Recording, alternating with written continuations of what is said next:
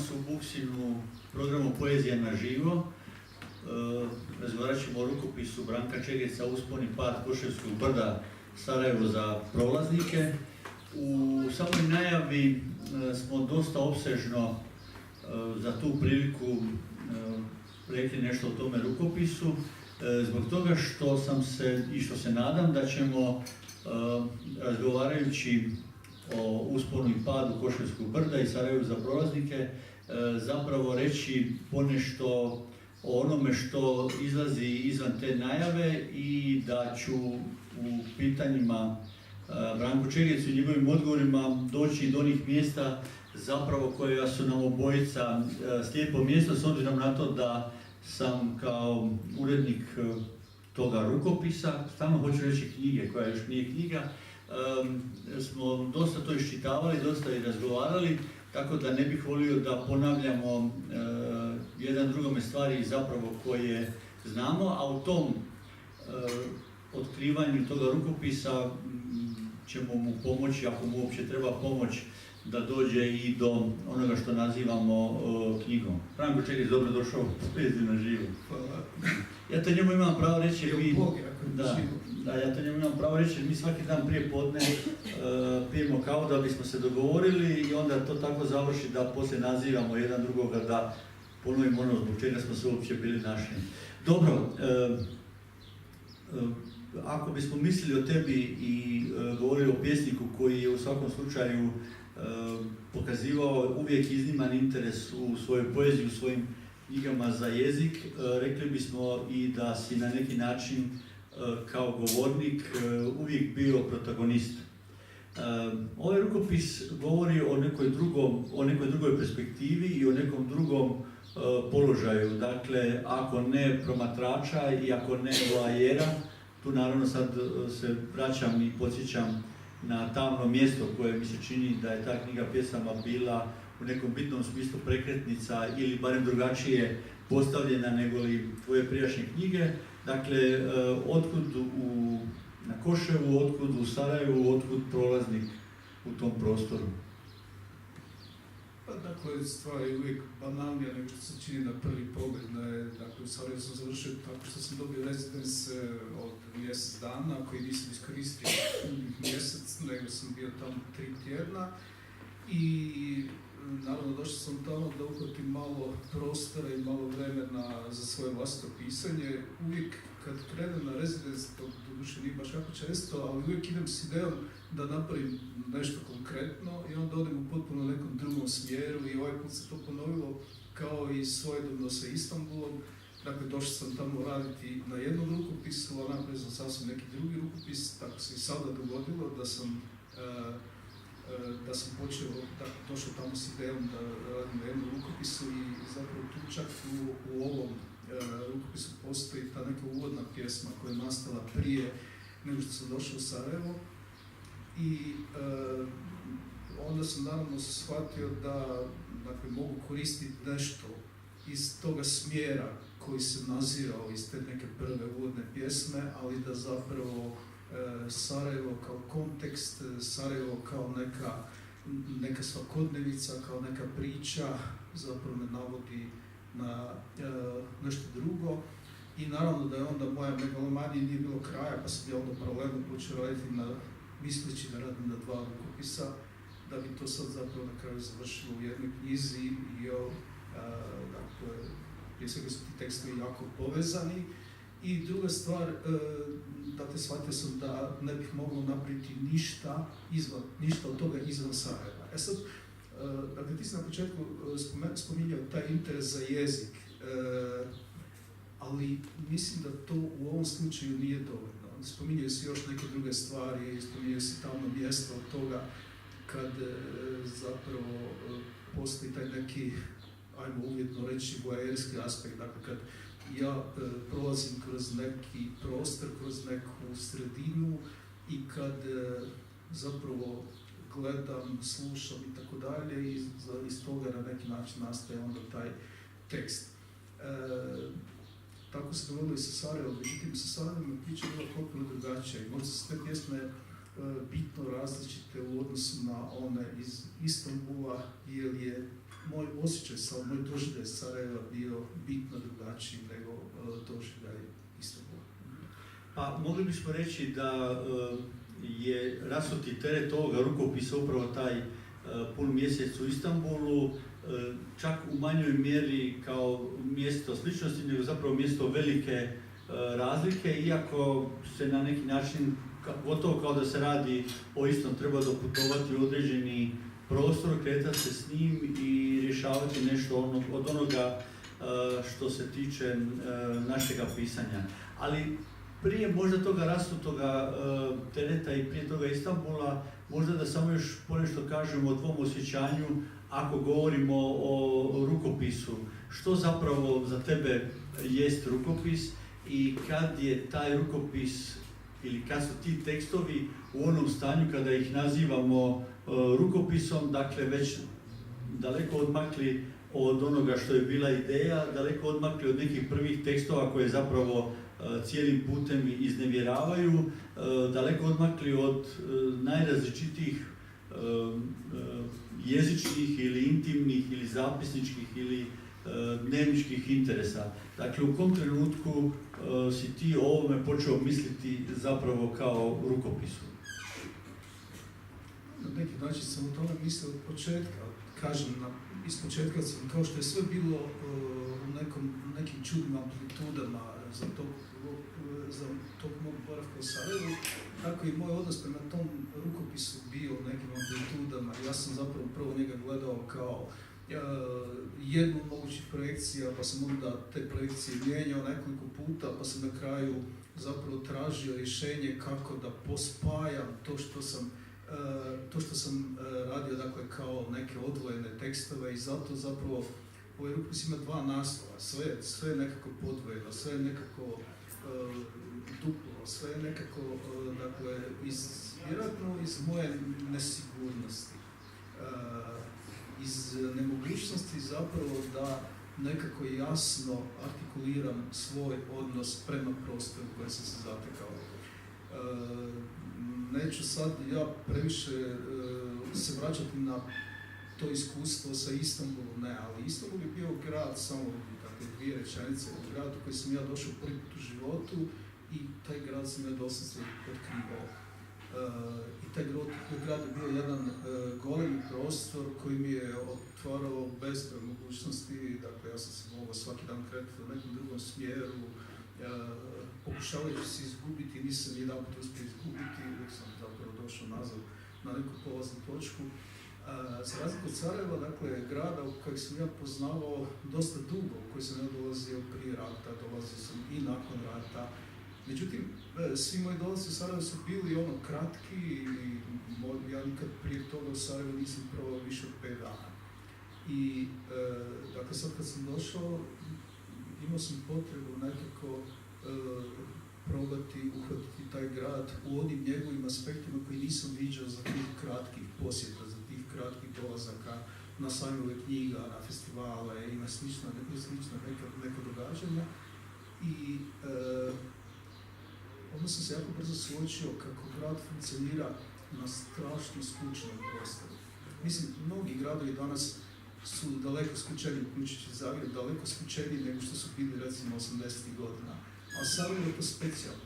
Sarajevo je, dakle, i onako grad koji je strašno uzak i strašno dugačak. Međutim, on je funkcionirao prije rata i na nekoj grbavici, funkcionirao je, dakle, u različitim dijelovima u kojima bih ja sad pokušao doći i pokušao, dakle, otkrivati nešto i tamo, međutim, onda bih jako brzo shvatio da ne želim popiti kavu, zapravo da ne vidim neki prostor i da ne vidim ništa što bi mene specijalno privlačilo u tom prostoru, ne, zapravo da se sve događa negdje drugdje, da se događa u tom krugu od, ne znam, 2-3 kvadratna kilometra, od Baščaršije do ovog dijela gdje su trgovački centri, odnosno do ovog Holiday Inna koji je nastao za vrijeme Olimpijade i koji zapravo više nije čak ni Holiday Inn, nego nešto drugo. Sad ostaje samo ta žuta boja na fasadi. A mislim, možda uvijek, ali osobito u recimo zadnja ili posljednja 2 desetljeća nam je jasno da ta kategorija prostora je nešto što u bitnom smislu obilježava ne samo poeziju, ne samo prozu, književnost, nego općenito umjetničke prakse i to nije onaj zadani prostor određenih koordinata, zadane infrastrukture, nego zapravo u prostoru se traži iz perspektive neke njegove nesagledivosti ili nekih njegovih različitih slojeva gdje je tu mjesto za pisanje i gdje je tu mjesto da se unutar baš prostora piše i zapisuje. Sad kad nas dvojica razgovaramo i naravno vjerujem da ćete se vi isto uključiti, nameće se jedno pitanje, naravno da različitost prostora, njegovog reljefa, njegove morfologije u nekom bitnom smislu određuje kako ćemo se mi osjećati, može određivati ili nametati neki tematski plan. Ali zapravo bilo bi zanimljivo propitati i misliti do koje mjere i na koji način različiti prostori utječu na jezik kojim ćemo se mi u tom trenutku koristiti i na koji način prostor gotovo izravno, kao dakle neko živ aktivna zona zapravo utječe na strukturu pjesme, na njezin, ako hoćeš i grafički izgled ili na sve ono što, kako će uopće taj rukopis biti koncipiran. Meni se čini da u ovom slučaju zapravo to bilo dosta bitno, da je na neki način bilo čak i bitnije nego, na primjer, u Istanbulu. Zato što je Istanbul bio, dakle, prostor u kojem je bio prostor nekog drugog, meni potpuno nepoznatog jezika. Prostor koji je meni donosio zvukove koji nisu, barem u početku nisu značili ili gotovo ništa, ili nisu značili barem previše. Počeli se znači od onog momenta kad sam počeo otkrivati neke dimenzije jezika koje su prepoznatljive na ovim prostorima. Ali u Sarajevu zapravo je situacija nešto drugačija. Dakle, ja sam došao u prostor koji dakle, koristi jezik koji ja poznajem, koristi jezik s kojim sam se ja susretao. Taj jezik se ne razlikuje bitno od jezika koji ja govorim, iako ima svoje specifičnosti. I nekako ja od tih specifičnosti nisam bježao, nisam ih forsirao, jer mislim da to naprosto ne bilo smisla, da je bilo karikaturalno, ali sam ih koristio tamo gdje sam preuzimao, odnosno gdje sam, mogu bih reći, citirao ono što sam čuo oko sebe. Dakle, tu ja nisam htio intervenirati, nisam htio taj jezik ni na koji način prilagođavati sebi. Dakle, ja sam u svakom od ovih gradova bio uvijek onaj koji dolazi sa strane i zato, dakle, ja sam u ovom gradu bio prolaznik, ja sam bio taj koji zapravo je htio osjetiti taj grad, a ne bježeći pritom od onoga što sam ja, ne pokušavajući sam sebe pretvoriti u nekog Sarajeviju. Mislim, nisam ja Kennedy, pa sam u Berliner i dakle, nisam pokušavao doći do toga, nego sam zapravo htio imati neki odnos poštovanja prema kontekstu kojem sam se zatekao, ali sam zapravo iz toga nastojao prepoznavati ono što inače Sarajevija normalno ne vidi, kao što ja ne vidim u svom vlastitom gradu neke stvari, kao što prije svega u svom vlastitom gradu ja se nikad ne mogu priuštiti to da provedem dan u gradu i da vidim, da osjetim zapravo on način na koji taj grad funkcionira, da vidim taj dnevni gradski život, ja njega vidim u prolaze, ja dakle, onako protutnjim kroz pojedine dijelove, uglavnom najviše na Donje Svetice, pa uglavnom dosta dobro poznajem Donje Svetice, ali ne baš i centar grada, iako živim tu. Tako da je dakle, susret sa drugim gradom, sa drugim prostorom, prije svega i onako izoštrava na neki način percepciju i na neki način otvara dakle, mogućnost da vidiš ono što inače ne bi vidio u prostoru poznato.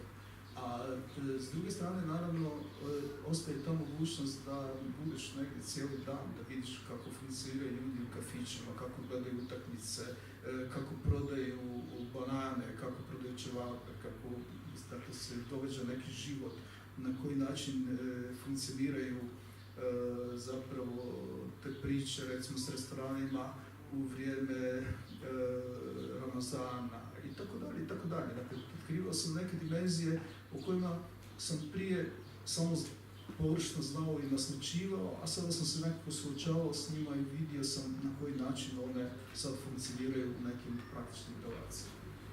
U nekoliko navrata si rekao da zapravo se počelo događati nešto drugo nego što si htio ili zbog čega si došao. Isto tako si rekao u jednom trenutku da kada govorimo o ovom rukopisu, govorimo o određenoj ili stanovitoj nesigurnosti. Pa mislim da ona proizlazi između ostaloga da ako bilo što ne određuje tvoje pjesništvo, tvoju poeziju, pa ne samo i poeziju, nego ako hoćeš i izdavački rad, da ne odemo u neki drugi obiteljski ili intimni ili privatni okoliš. Dakle, ti nisi autor koji bi se prilagođavao drugome prostoru, nego si autor koji u zatečenim prostorima praznine ili melankolije zapravo želiš potpuno stvoriti novi kontekst i promijeniti mu predznak.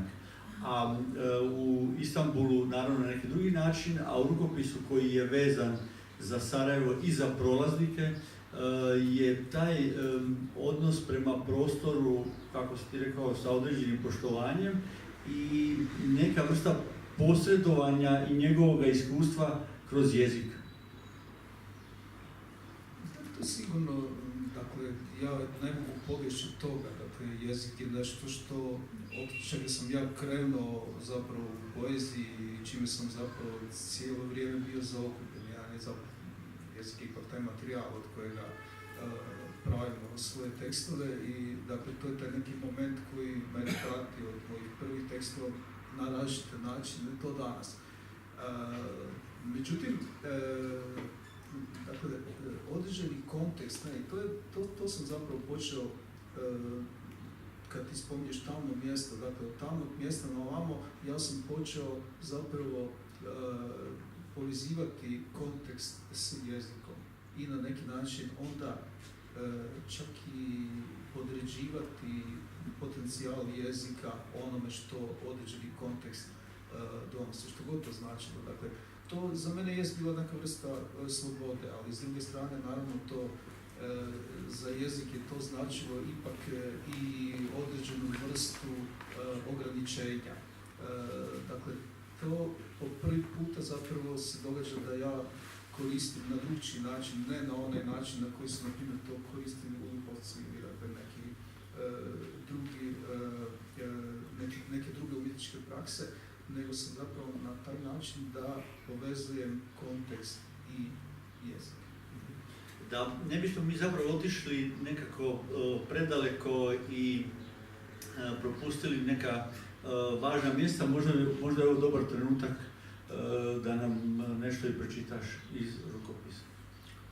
Ok, naravno, to znaš da mi uvijek najteže pada, ali... A nema dobrog trenutka za čekaj. Da, nema dobrog trenutka za čitanje poezije, ali to je tako. Kad bi na tome samo stalo... Ne možemo si pomoći. Dakle, moram reći dakle, da jedan dobar dio pjesma ima tu neku socijalnu dimenziju, jer je to nešto s čime sam se susreo prvi puta i tako sam zapravo počeo pisati te tekstove kad sam se susreo sa nekim uličnim slikama, kad sam se susreo dakle, sa nekim situacijama na sarajevskim ulicama i onda sam počeo pisati dakle, te pjesme koje neke od njih imaju i tu socijalnu dimenziju. Dakle, ova prva se zove Apel za hranu i to je dakle, bila prva ta neka papirnata pločica koju je držala jedna starica pognute glave i ovo je ta pjesma. Apel za hranu. Koliko je sati?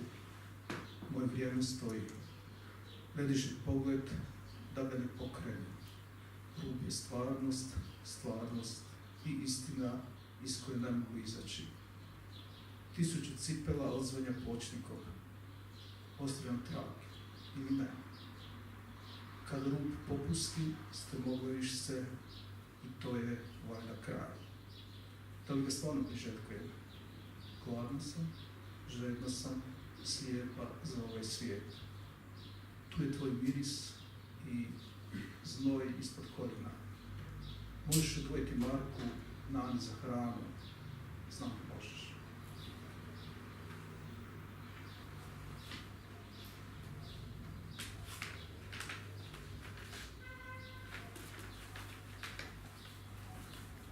Viš kako je rukopis dobio uši, da ih upotreba po vriskovima, po sličnim festivalima zadnjih dana, tako da sam napravio sam uši, to je bitna promjena. Slušaj, bolje rukopis nego da su nas vukli za uši. Slušaj, to tek slijedi. Lopovi haraju. Ako uočite sumnjive osobe, prijavite ih policiji. Plakat je na telegrafskom stupu 20 metara od policijske kućice koja čuva zastoj i diplomaciju. Psi lutalice, ni živi, ni mrtvi, utonuli u puku radnih strojeva. 2 radnika nožem buše konzervu. 3 dobacuje na razumljivu u vjetar prosiplu rečenicu. Moguće da je psovka, moguće poziv na obrok i predah.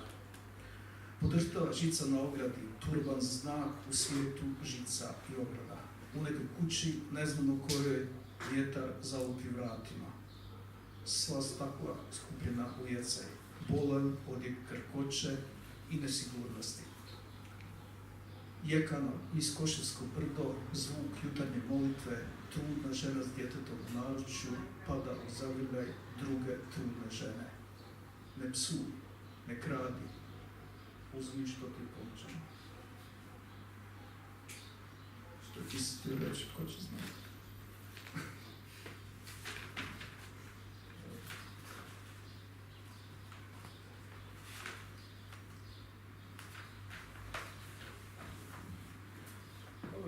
Sad je Bakrić stavila na odvalima se poezijom, pa ću onda pročitati to.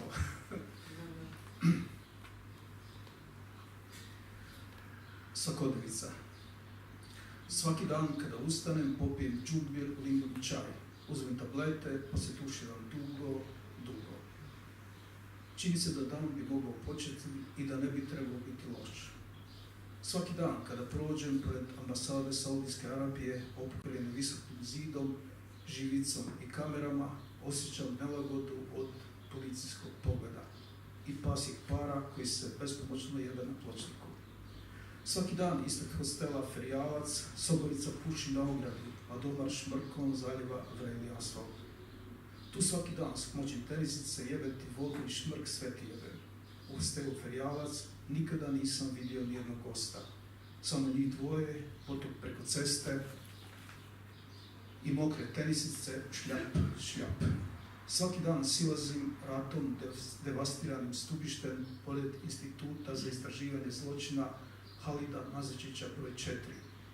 Granate više ne padaju, sve dalje je tutnjava u brdima, jednako blizu tutnji još samo u glavama. Svaki dan kada naiđem na ranu u asfaltu, gomilu rana i ožiljaka, pokušavam ih zaobići, mimoići mnoge smrti, znajući da je predamnom minsko polje, čija je papirnata shema nestala u ratnom plamenu. Svaki dan kada za šankom naručujem kavu, mineralno i malo leda, kondobar kaže: naravno, želite li još nešto? A ja ne želim.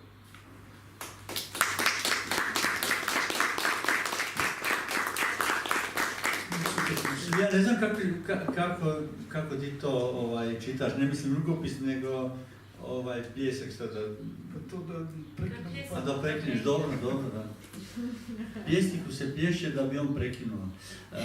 U opremi knjige je posveta za njih i ostale. Naravno da oni koji prođu kroz taj prostor, koji prođu kroz taj rukopis, će zaboraviti ili neće se držati toga odgovora, ali tko su, za koga je to za njih i tko su to oni? Da, dakle, svaki od dijelova ove knjige, svaki taj neki, ne čak ciklus, ne bi se moglo govoriti o ciklusu, nego baš o dijelovima knjige, ima jedan mali citati jedan mali moto i to su neki meni važni autori, neki moji prijatelji koji možda više nisu s nama, odnosno nisu živi, to je Aleš Debeljak, Tomaš Šalom i tako dalje.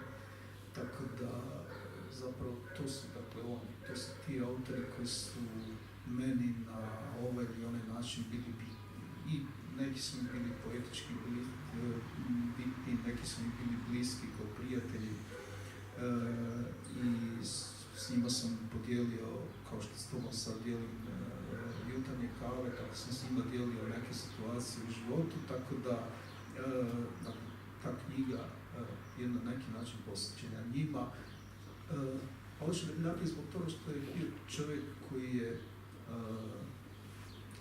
strašno se bavio tim prostorom bivše države, tim kulturnim dimenzijama toga prostora koje su se izgubile nakon tih silnih ratova i napisao je o tome nekoliko knjiga eseja. U toku rata smo zajedno pisali neki apeli, sjećam se i svi smo ga supotpisivali i objavili lokalnim novinama kao da je neko čuo apel u to doba, nema veze, ne, ali činjenica da smo mi to napravili, da smo o nekim stvarima mogli razgovarati na način koji tada javnost nije htjela čuti.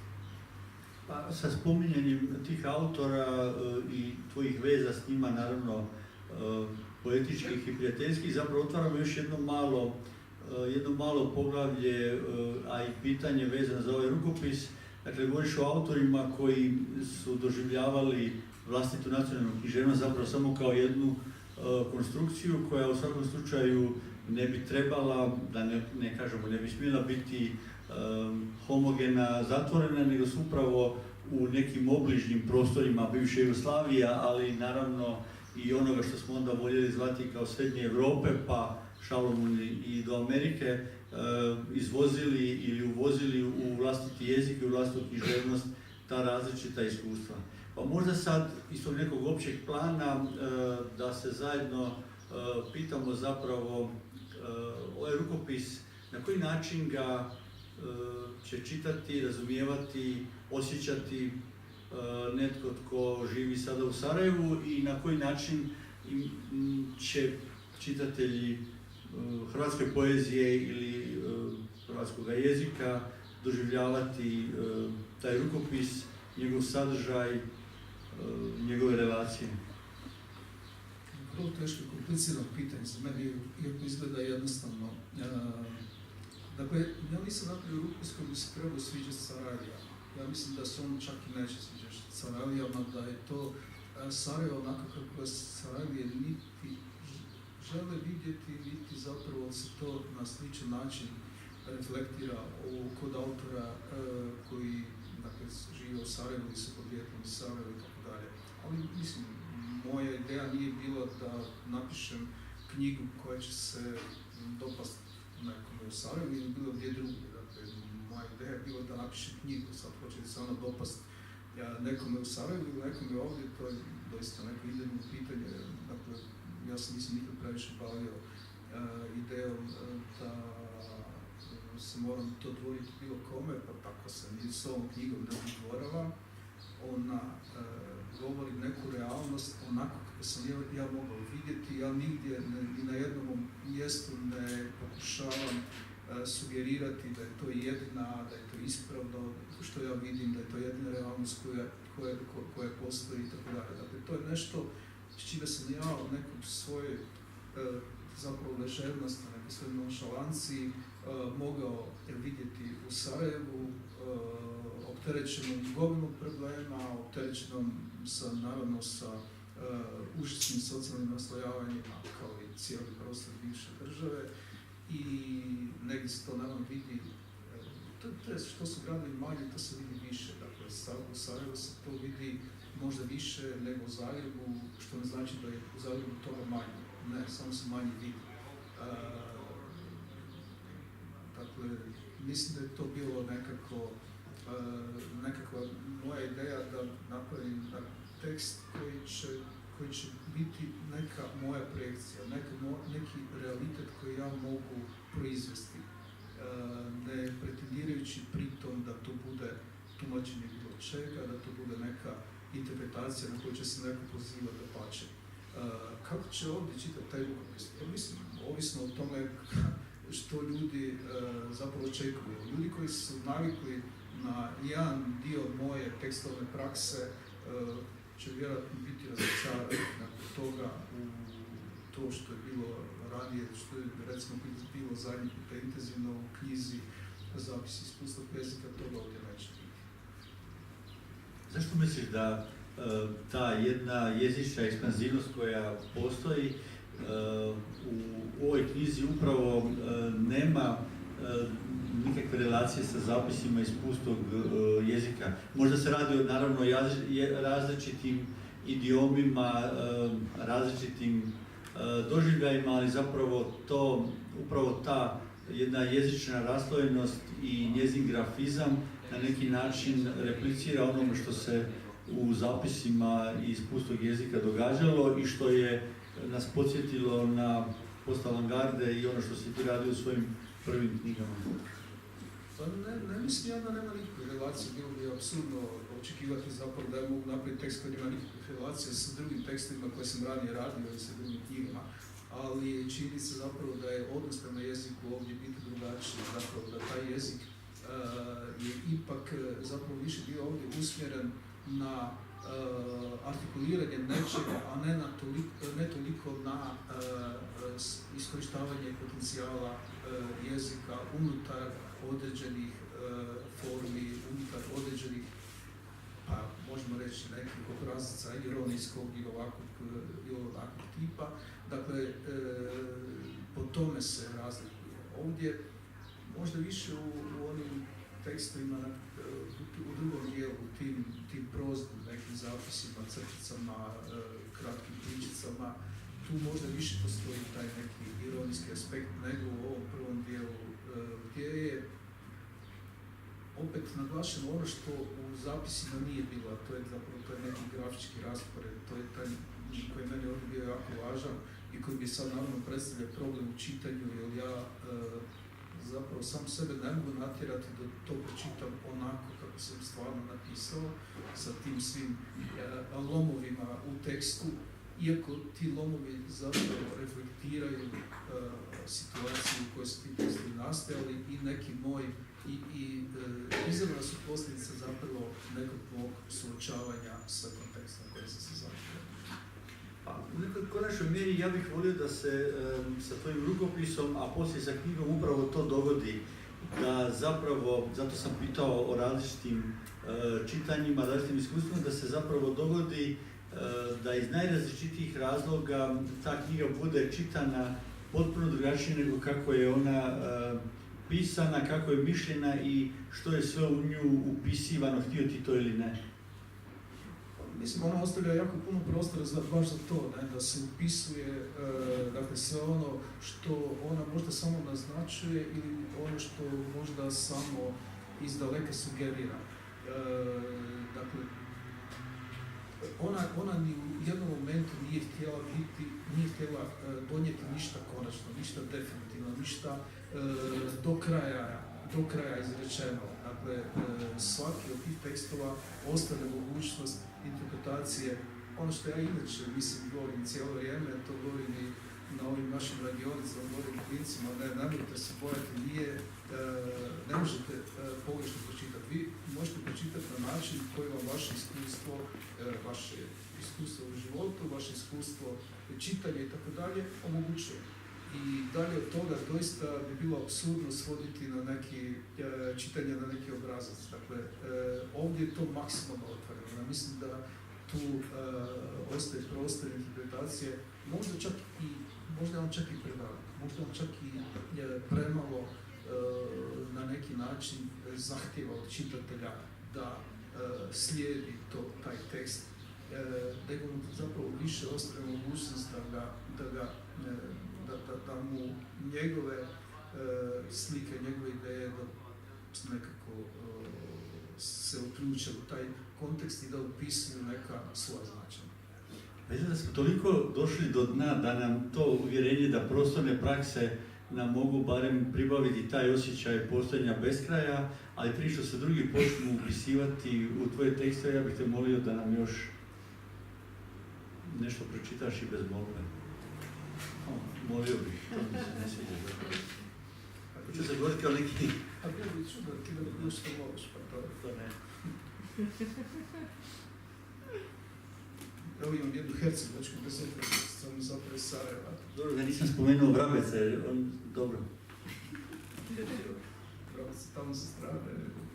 Vrabec pripada ovome prostoru, kao da nismo tu, ali dobro, to je drugo tema. Sajra. Meni se svijet vrti oko mene, kaže Sajra, fleet menadžerica u Mercedesu. I kuša biodinamičko vino vinarije Brkić u Čitluku. Njezini isto proizvode vino u Sarajevu. Zove se Inat jer je nastalo u Inat Sarajevama, koji su se brutalno cerekali iza leđa njezinog oca. Čuj, vino u Sarajevu. Sajra zadovoljno vrti glavom i podsketa jezikom, dok se biodinamičko vino razliježe usnom šupljinom i mehko draži nepce. Kao da je pravdano za mene, kaže, samodopadno, pa se pod fotografskim aparatom unese u čašu, ne bi li dokumentirala svoje zadovoljstvo i plasirala ga u vječnost na Instagramu.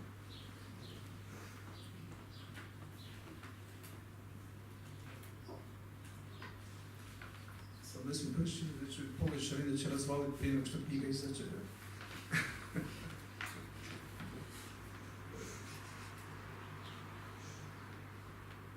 Nakon spektakla.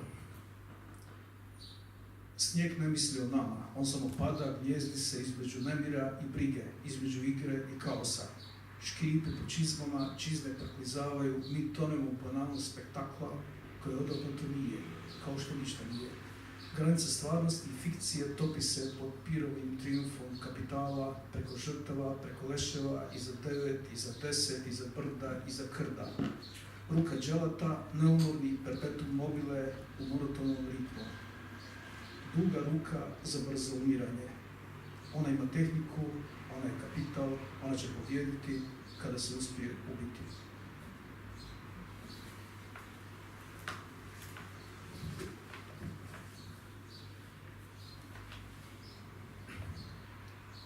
Bog, samo Bog.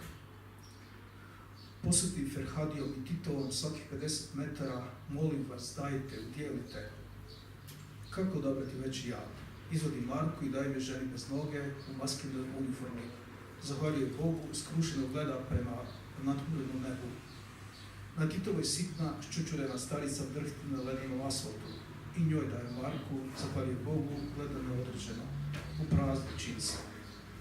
Što radi Bog siromašnih? Je li Bog bogatih isti Bog? I kakav je ovo jezik u kojemu je riječ Bog ugrađena u bogatstvo? Glasovi prolaznika i buka automobila prigušuje vapaje. Tko može izdržati toliku bijedu? Samo Bog, on sve može.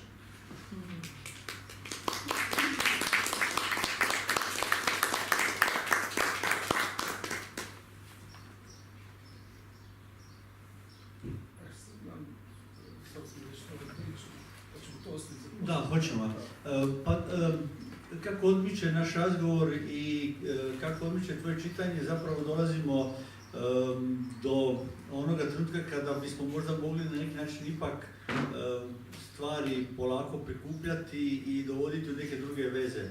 Jasno je da, kako si ti u početku govorio, važnost toga nekoga drugoga prostora i na koji način on utječe na tvoje pisanje i koje utječe i na naše čitanje.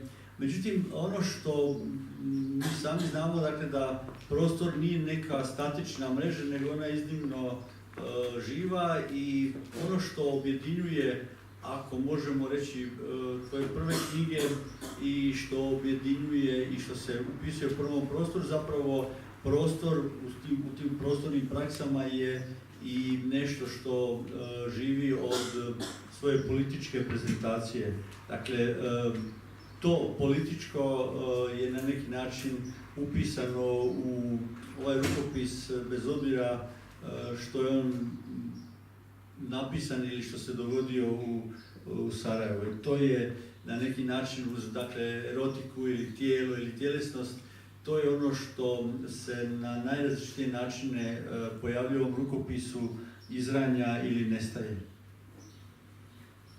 Pa da, recimo da ovih drugih stvari možda čak u ovom rukopisu ima manje, mislim, pritom na tijelo, na erotiku i tako dalje, zato to moje iskustvo Sarajeva je bilo ipak više tog nekog socijalno-političkog tipa. Dakle, mi svi živimo u prostorima u kojima su tenzije vrlo izražene, u kojima zapravo su političke opcije jako suprotstavljene, iako uopće nisu profilirane, iako je jako teško govoriti o nekom ozbiljnom profilu. Mislim podjednako i na ove s lijeva i na ove s desna. Mislim, naročito mislim da su se ove s lijeva osule, ove s desna zapravo se koriste nekim mehanizmima koji doista mislim pripadaju nekim davnim i prošlim vremenima, ali što ne znači da ne uspijevaju zapravo sve skupa vući prema nekoj vrsti dna ili bar dobro tako vidi.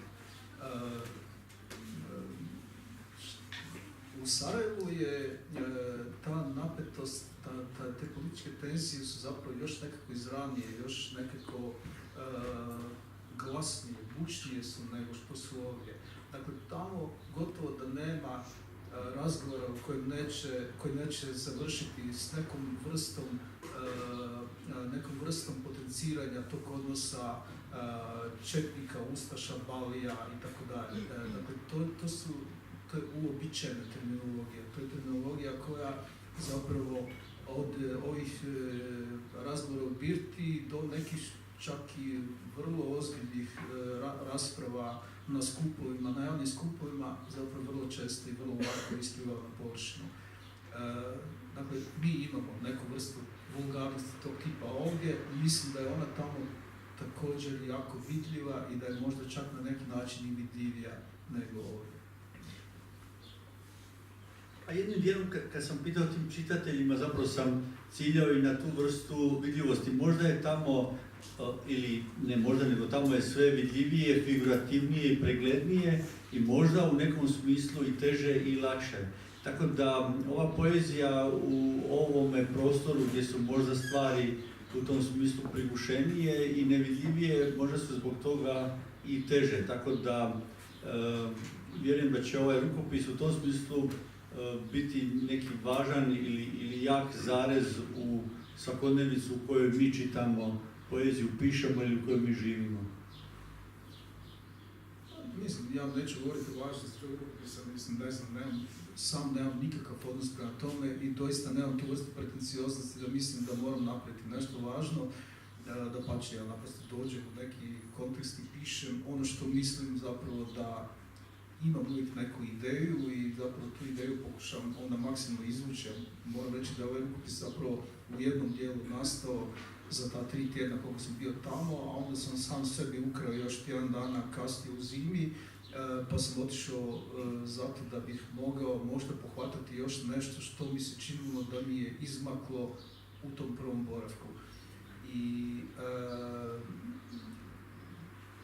ovaj rukopis ima još jedan apendiks na kraju koji zapravo nije sarajevski, nego neka moja priča, nostalgična priča iz prostora bivše države, iz prostora Balkana i tako dalje.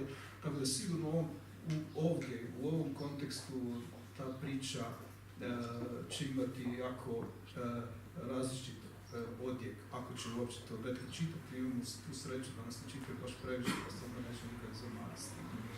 Pa, slušaj, sve drugo bi me razočaralo, ali nećemo sad čekati da spašavati od njegove pretencioznosti, jer naravno da iz toga se ne piše poezija.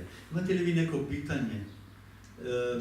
Po mogućnosti pretencijezno. Po mogućnosti pretencijezno, ili ako imate osjećaj da smo, kako bi rekao, opet završili u nekom poluprivatnom solilokviju, a da nismo osvetili ili rekli neka bitna mjesta što bi zapravo, o čemu se trebalo pitati kada je pred nama novi rukopis. Jedno sitno pitanje. Od krupnog ovoga krajobraz u tebi, stvari čovjek nosi krajobraz. Taj vanjski krajobraz mijenja tebe. Koja je relacija vanjskog i unutrašnjeg krajobraza? Viš kako odmah krenu za tim kompliciranim i pretencioznim pitanjima, ne? Koja je razlika? Pa sigurno je razlika, dakle ti moraš pronaći neki ključ da ta dva krajobraza, kako ti kažeš, počne korespondirati. Dakle, ja tražim neki način da to počne korespondirati, evo. Ja imam jedno banalno pitanje. Molim te. Ti si došao u Sarajevo sa jasnom idejom da stvoriš jedan rukopis, imao si ograničeno vrijeme, poslije si se još vraćao, pa si to stavljao neke nove kontekste, dodavao te stare nostalgije. Taj neki pritisak da se zapravo iz jednog prostora stvori jedan rukopis, da li je postojao ili si bio odterećen? Ne, pritisak se stvara prije nego što ja odem negdje. Dakle, taj pritisak je ja cijelo vrijeme mislim kako trebam nešto pisati i onda nikako ne uspijevam naći to vrijeme, ne uspijevam osloboditi se tuđih ideja i tuđih rukopisa, jer stalno sam nešto u tome, ne, pa stalno čitam, dakle, ovo što trebam čitati za posao, pa stalno čitam zato što me neko zove da napravim neku recenziju, pa me neko zove da napravim tekst s nekim povodom i tako dalje. I ja se nikako ne uspijevam iz toga iščupati, dok se ne maknem fizički i dok na neki način ne isključim tu svoju svakodnevicu tako što uđem u neku drugu. I ja moram priznati da uopće nemam nikakav problem s time kako početi pisati kad dođem u taj drugi prostor, zato što imam toliko stvari nagomilano. One samo poprimaju, dakle, to što se nagomilava, one samo poprimaju neku tu dimenziju, možda dobivaju neke te lokalne karakteristike, neku lokalnu boju i tako dalje, ali one u principu zapravo su tu negdje, to je nešto što se vrti po glavi. Naravno da kad sretniš konkretnu staricu na cesti da to na neki način usmjerava stvari, ali da pritom zapravo to nije odmak od one neke inicijalne ideje u kom smjeru ja želim kretati. Zapravo te pjesme onda tako izgledaju kao što je to naznačila jedna pjesma koja je nastala stjecajem okolnosti na jednom festivalu u Provansi, koji je bio potpuno frankofoni festival i gdje je moja situacija bila dosta slična, s obzirom da ja ne znam francuski, ja sam slušao gomilu francuskih pjesnika koji su čitali, bilo je tu i te famosne poezije sonore, francuske i tako dalje, dakle slušao sam zvuk, funkcionirao sam kroz taj zvuk i iz toga su zapravo nastali ti prvi lomovi u tekstovima. Ne? I onda sam u tom smjeru zapravo nastavio kad sam došao u Sarajevo. Ne? To je neki uvod u Sarajevo. Ja u toj uvodnoj pjesmi čak nisam čitao, ovdje sad je dosta dugačka i ne znam, nisam siguran kako ih je pročitao, zato ih nisam čitao.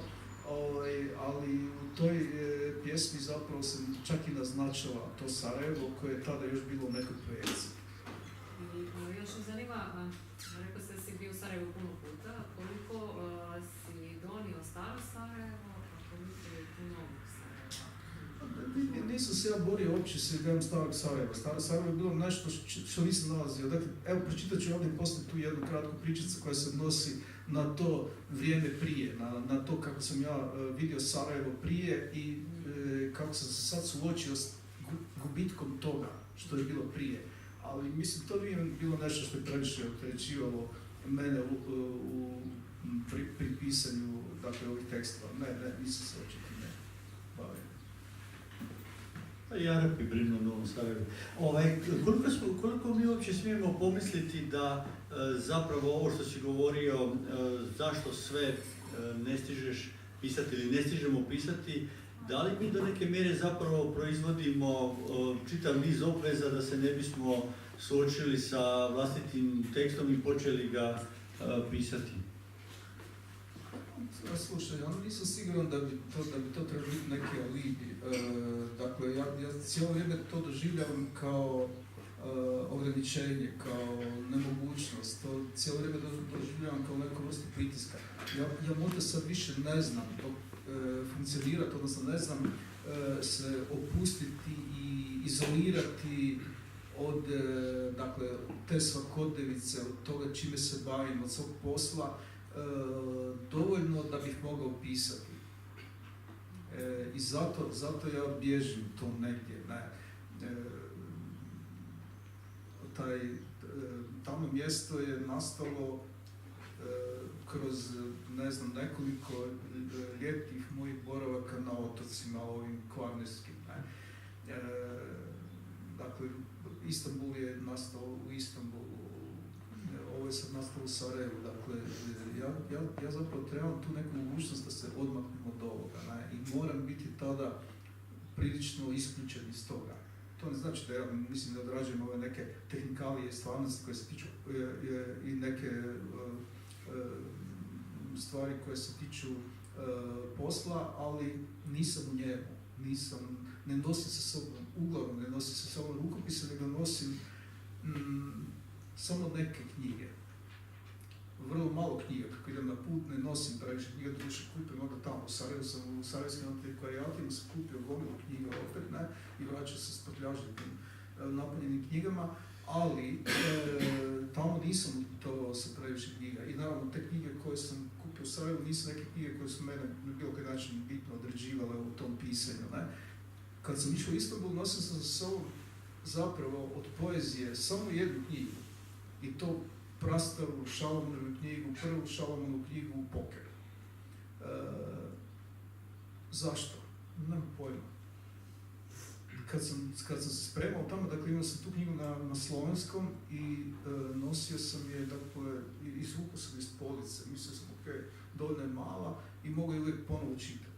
I to je bio jedini razlog zbog koje sam je uzeo, a onda sam naravno to kasnije i u tekstima da se to vidi da sam tu knjigu čitao. Bez ikakve primisli, možemo mi govoriti o rezidencijalnoj književnosti i što bi to onda značilo, na koji način i takvi uvjeti okolnosti određuju tekst i pisanje?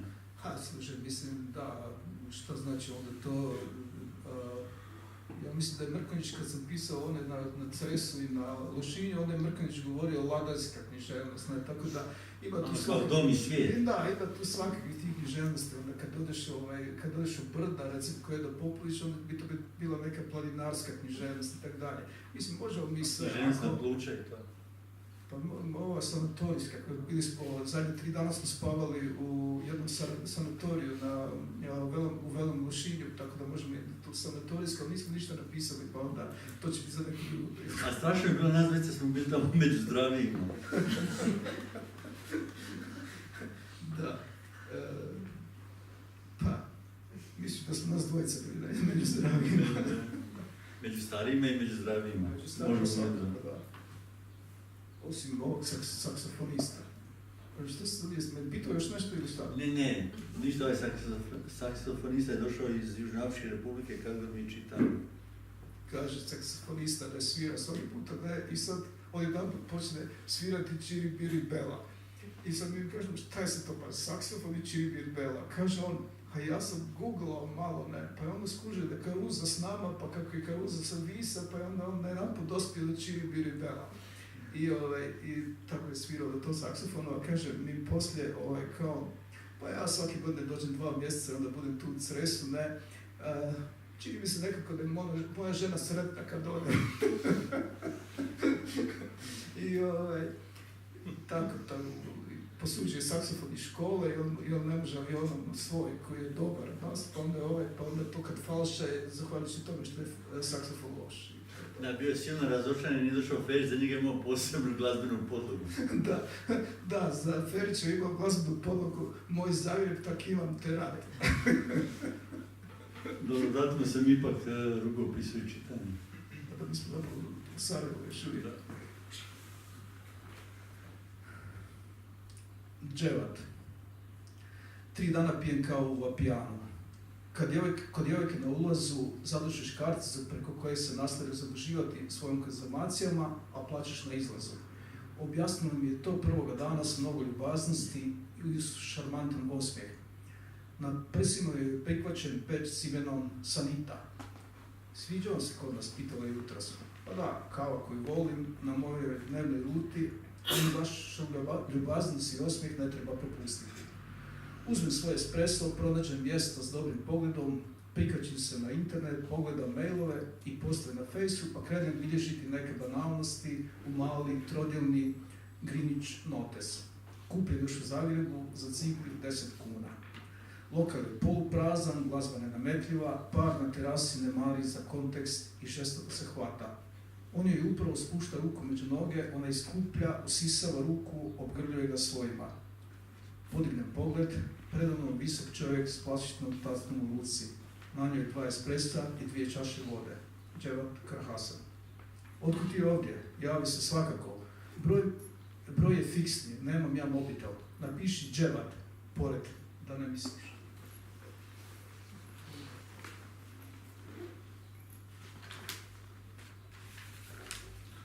Sad to su neki sarajevski likovi, da, evo, kako sam upoznao Nedžada Begovića. Nedžada Begovića upoznao sam jedne splavne večere u kafeu Zvono, poznatom najviše po Samezdinu Mehmedinoviću, no to u ovoj priči ne igra neku ulogu. Nedžad je veliki redatelj malih priča, kako ga predstavljaju sarajevski mediji. Prvi je snimio film Mobitelom, nazvao ga film Mobitelom, a danas taj film Wim Wenders pokazuje svojim studentima u Cambridgeu. Upoznao nas je drugi Nedžad, Ibrahimović, i onda je Nedžad Begović u 20-ak rečenica skicirao svoju životnu priču.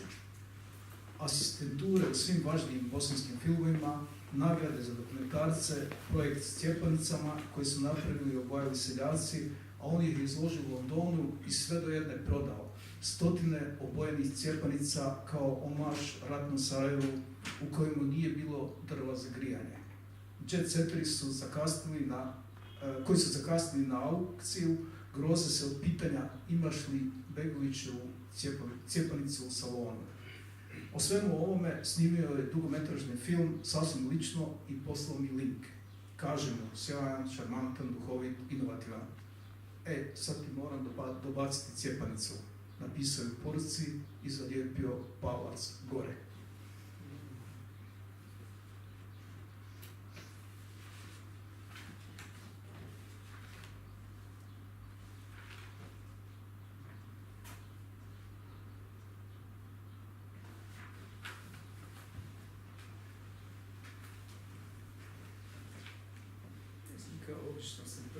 Nije lako kad rukopis ima uši, a još si ga zeleno označio. Pa dobro, da sam zeleno kad sam došao iz Sarajeva. Evo sad jedno tamo stavljište, sam iz tebe. Ej, Lorka je bio i sada.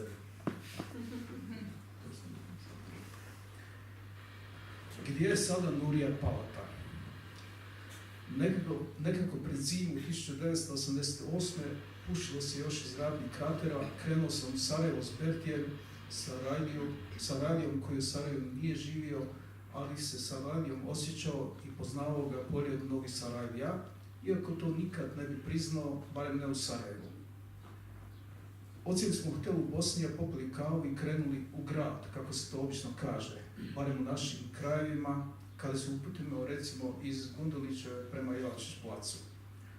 Prošli smo pored šanka na kojemu je Pulajić pripremao film o opsadi, izašli na Titovu pa prema Ferhadiji.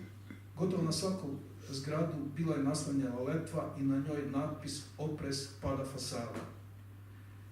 Kamo ćemo, pitao sam on kao svaki nevježa u gradu koji sam kao mladić posjetio nekoliko puta, a u sjećanjima su ostali samo pakleni murluci i mutne slike nekih djevojaka kojima jutra nisu znala vratiti putem izgubljena imena.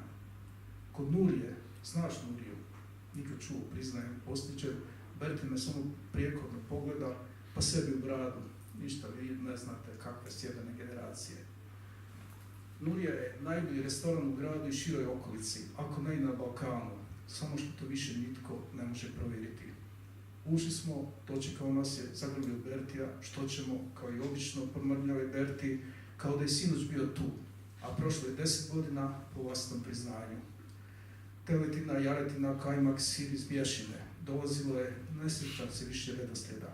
Nurija bi odlazio i vraćao se, poslije se pridružio i Tajp, bon vivant i zajebant, nekad Nurijin kolega kada su diljem Jugoslavije prodavali 1000 zašto, 1000 zato i kada je Nurija bio najuspješniji akviziter na prostorima od Velenja do Đevđelije. Uvijek na vrhu, sada je vlasnik najboljeg restorana u kojima se naručuje kao obično, makar si tu prvi put. niže se njegovim okom odmjerni obroci, izmjenjuju se, ništa ne smije ostati, jer bila bi uvreda za kuhare. Crnogorski vranac Prokorde po Bertijevu izboru. Jučer ga je dobavio spala. Molimo račun, tko će sad računati 50 maraka, je li to previše, zagrljaj, lako noć ljudi, vidimo se sutra. Googlam adresu restorana Nurije Palate. Nema, samo uspomene raznih velikana i vjetara. Što bih uopće tamo pitan se kad više nema Nurije, nema Bertija, nema Tajba. Ima li ičega, zapitam samoga sebe u zaglušnoj puci grada 20 godina kasnije, pa slegnem ramenima i potišnem šmugnem u prvi haustor da me nitko ne vidi. Uz humatu zimskog predvečera istopila se tanka crta između ičega i ničega.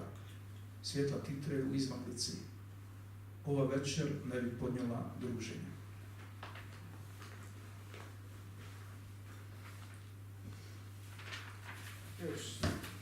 Još jednu pa neću više.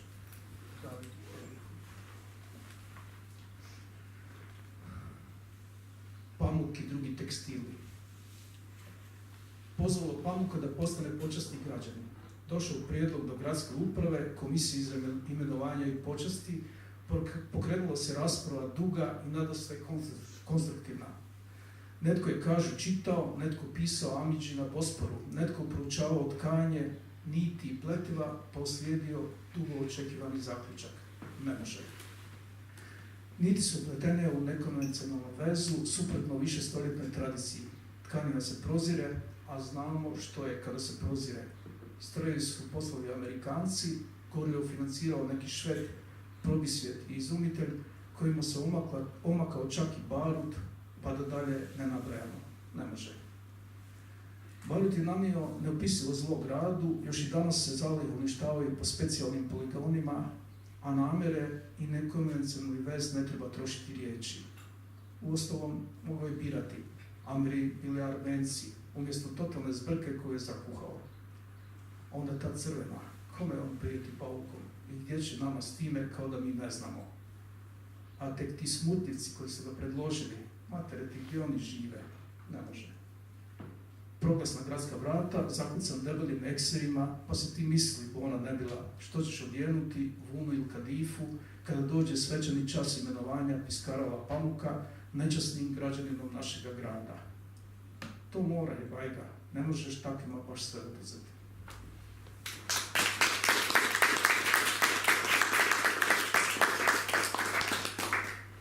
Prije što zatvorimo vrata ovoga rukopisa, da li bi volio ili da li smo u razgovoru propustili neka od tebi važnih mjesta, a volio bi nešto reći o njima?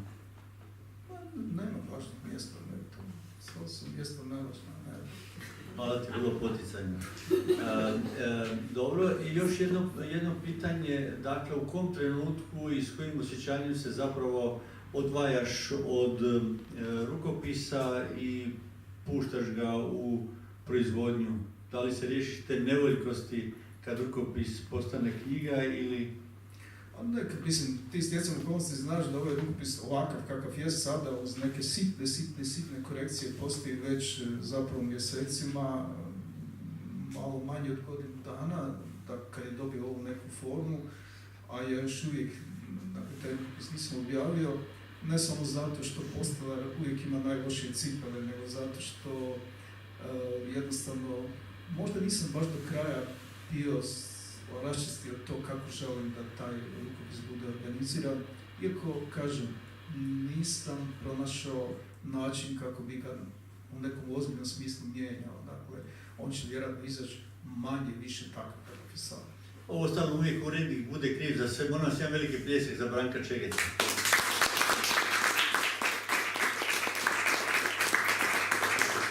Dobro, to kad imate urednika sa sobom ovdje, pa onda razriješava svoje dileme, tako da meni nema sve pitanje.